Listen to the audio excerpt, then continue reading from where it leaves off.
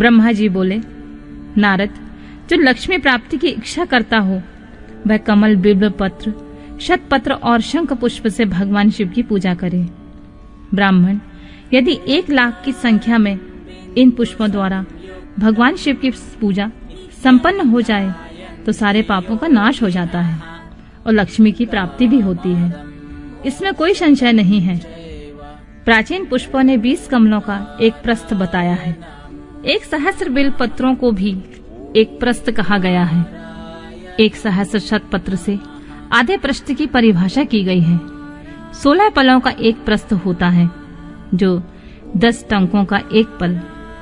इस मान से पत्र, पुष्प आदि को तौलना चाहिए। जब पूर्वोक्त संख्या वाले पुष्पों से शिव की पूजा हो जाती है तब सकाम पुरुष अपने संपूर्ण अभीष्ट को प्राप्त कर लेता है। यदि उपासक के मन में कोई कामना ना हो तो वह पूर्वोक्त पूजन से शिव रूप हो जाता है। मृत्युंजय मंत्र का जब 5,00,000 जब पूरा हो जाता है तब भगवान शिव प्रत्यक्ष दर्शन देते हैं। 1,00,000 के जप से शरीर की शुद्धि होती है। दूसरे 1,00,000 से जप का पूर्व जन्म की बातों का स्मरण होता है। 3,00,000 पूर्ण होने पर संपूर्ण काम्य वस्तुएं प्राप्त होती हैं। चौथे 1,00,000 का जप होने पर स्वप्न में भगवान शिव का दर्शन होता है और 5वें 1,00,000 का जप जो ही पूरा होता है भगवान शिव उपासक के सम्मुख तत्काल प्रकट हो जाते हैं।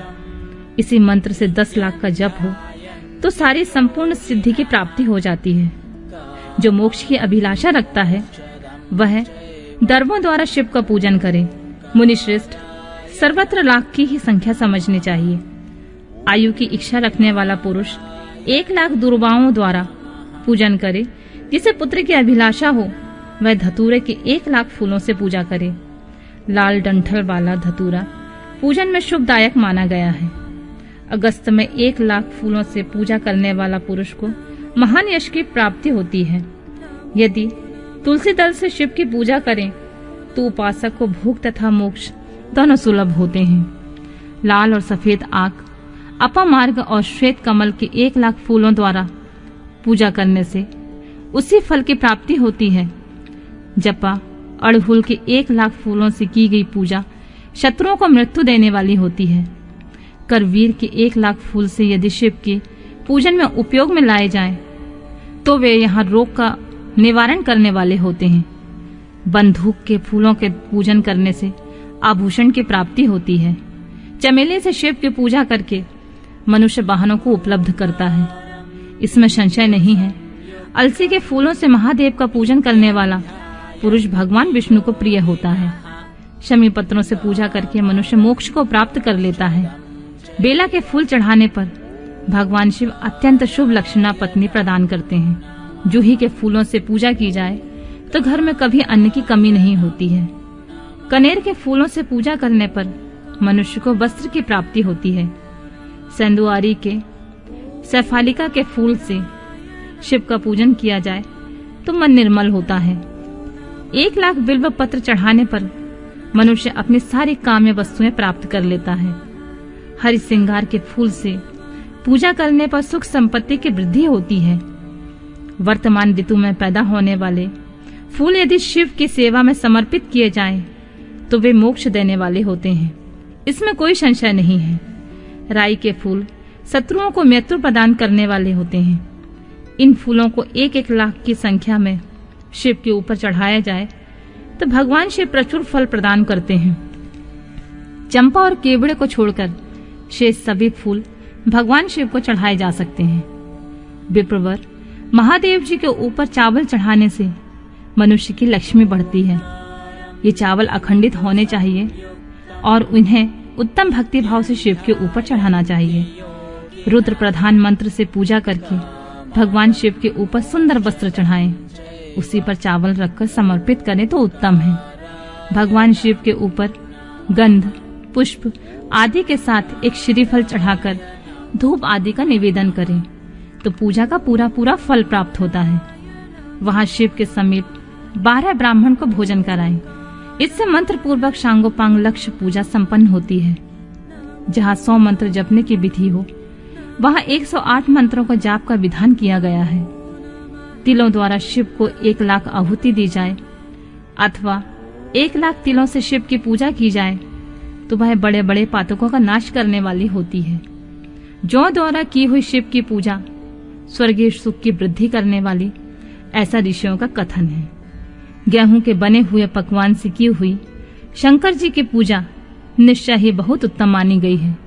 यदि उससे 1,00,000 बार पूजा हो तो उससे संतान की वृद्धि होती है। यदि मूंग से पूजा की जाए तो भगवान शिव सुख प्रदान करते हैं।